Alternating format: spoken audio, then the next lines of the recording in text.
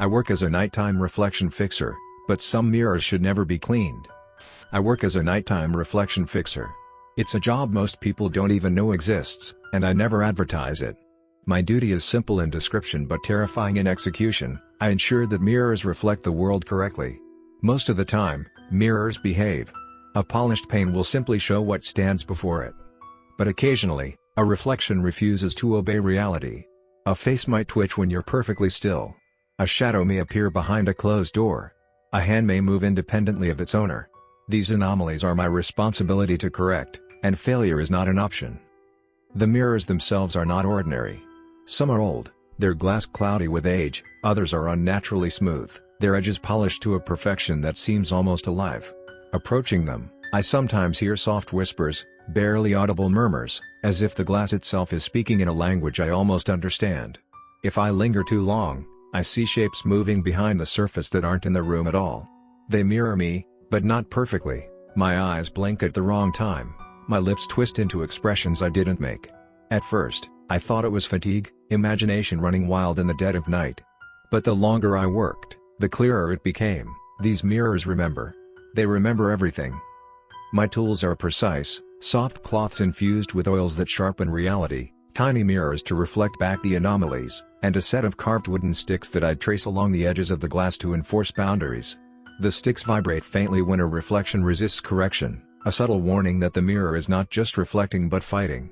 On some nights, I return home with bruises on my hands that I cannot explain and a lingering metallic smell of glass and decay. Even in my own apartment, my reflection sometimes lags behind me, holding a smile that is not mine, a grimace stretched beyond the limits of flesh. One night, I was called to a mansion that had more mirrors than rooms. Every reflective surface pulsed as I entered, flickering with light that didn't belong to any lamp or candle. I moved from room to room, polishing, tracing, correcting, but the mirrors multiplied as I worked. In the attic, they became countless, hundreds of panes stacked like a forest of glass.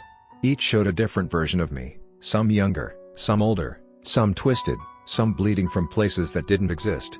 One reflection blinked while I did not. Another pressed its face against the glass, its eyes wide and dark, almost alive, almost conscious. Panic set in, and I dropped my tools, but the mirrors did not wait for me to recover. They leaned closer, pressing their hands and faces as if begging, or perhaps demanding. I fled the house before dawn, but I cannot escape what follows me.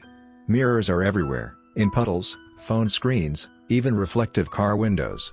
Some nights, tiny cracks appear in my apartment mirrors, lines that crawl imperceptibly across the glass. I wake to see them faintly glowing, twisting into shapes that mimic hands reaching out. Sometimes I swear I hear whispers in the edges of the panes, soft, coaxing, threatening. The mirrors do not merely reflect, they remember, they plot, and they wait. They remember every mistake I have made, every reflection I failed to correct. And the worst part? I have begun to notice small changes in myself. My eyes flicker in the mirror, my smile sometimes doesn't match my lips. My hands feel strange in the night, almost as if the reflections are reaching through me, bending me to their will. The mirrors whisper now more clearly, "We see you too." They are patient, tireless, and relentless. Every night, I polish, trace, and correct, and every night they watch, always learning, always waiting for the moment when I fail, and then, they will step from the glass into the world I thought was mine. Until that night comes, I continue my work, gloves pressed to the cold glass, heart hammering in the silence, knowing that the mirrors are never empty, never passive, and never forgiving. The reflections are alive. And one day, I fear, I will be trapped not in the glass, but inside the memory of 1,000 mirrors, each holding my face in terror, forever repeating the errors of the night. Each evening, when the sun sinks below the horizon and shadows stretch unnaturally long across the city, I collect my kit and step into the twilight. The mirrors are waiting. Some hum faintly as I approach, vibrating in tune with my pulse. Others remain silent, deceptively calm, but I know better, silence is the most dangerous kind. I've learned to recognize the subtleties, the twitch of a shadow in a reflection that shouldn't move, the hint of a smile that doesn't belong to anyone living. My hands grip the cloth and wooden sticks with unshakable tension, tracing edges with meticulous care. Each swipe, each stroke is a negotiation with a will far older and stranger than my own. There are nights when I arrive at a building and find the mirrors already disturbed before I touch them. The reflections shift, stretching rooms impossibly long or compressing hallways into narrow corridors, showing me glimpses of impossible architecture. I've seen staircases ascend into darkness that doesn't exist, doorways leading into rooms that appear to contain other mirrors rather than walls. And always, the figures within, my own twisted forms, other faces, fleeting glimpses of people I do not know, watch. They whisper in the language of glass, a cold, undulating susurrus that penetrates my skull. I try to drown them out, but the sound burrows deeper with every passing night. Sometimes, a mirror fights back more directly.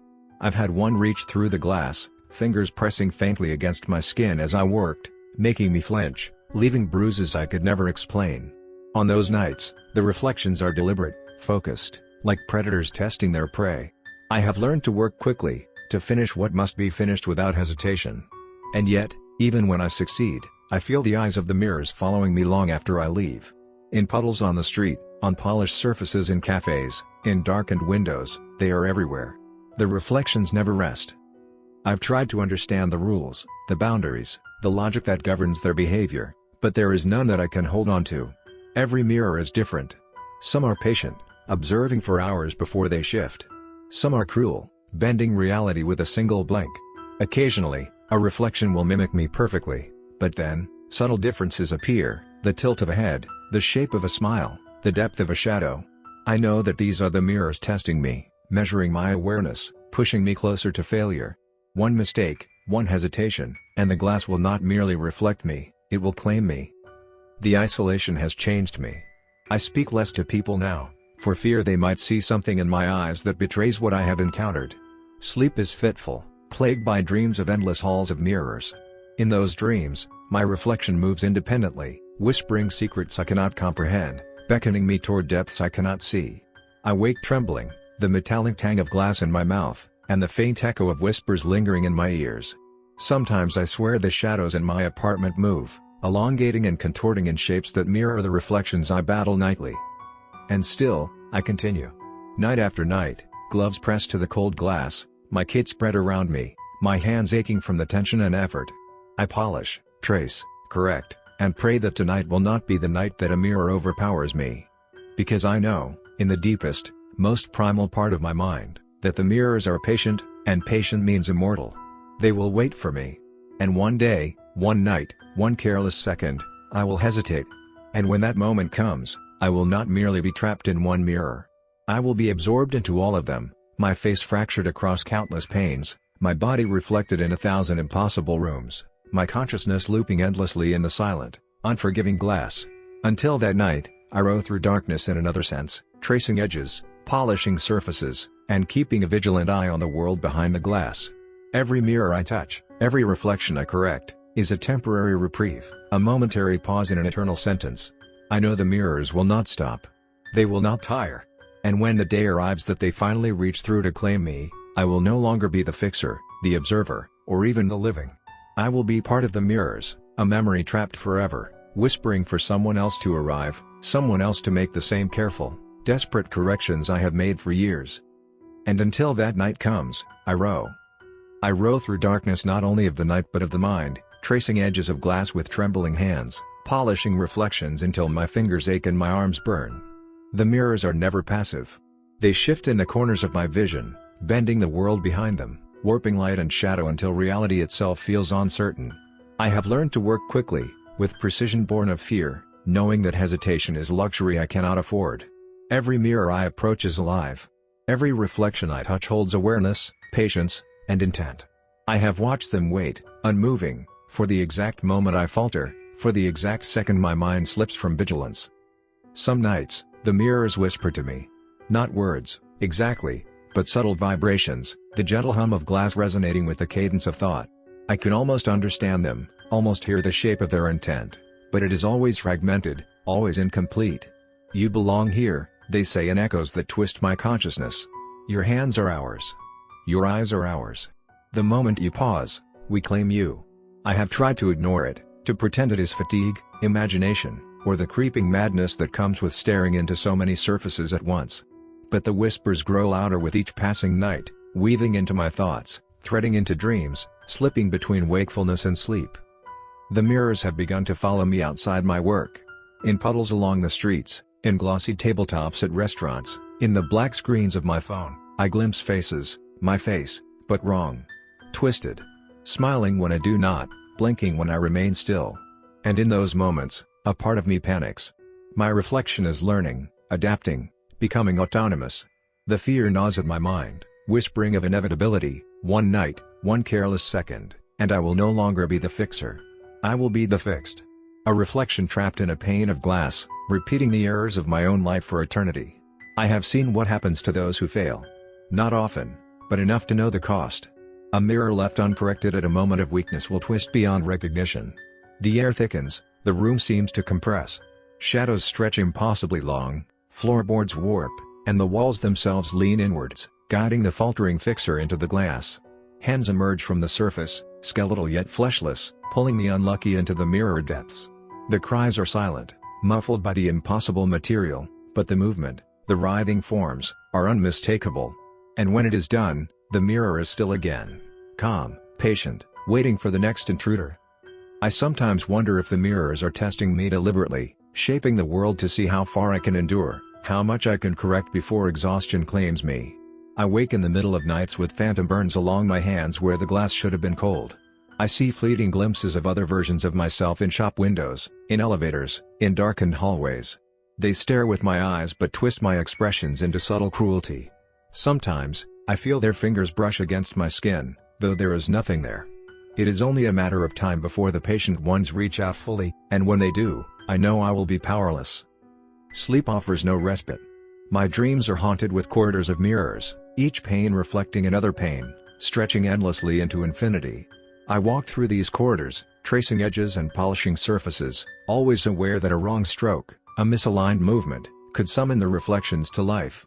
I see faces pressed against the glass, mouths moving in silent pleas or threats, eyes wide with impossible clarity. And always, at the end of the hall, there is my reflection, waiting, smiling a grin that is not mine. The mirror whispers, "Soon, it will be you." Yet I continue. Gloves pressed to the cold glass, cloth in hand, the carved wooden sticks tracing invisible lines, I fight a war that cannot be won.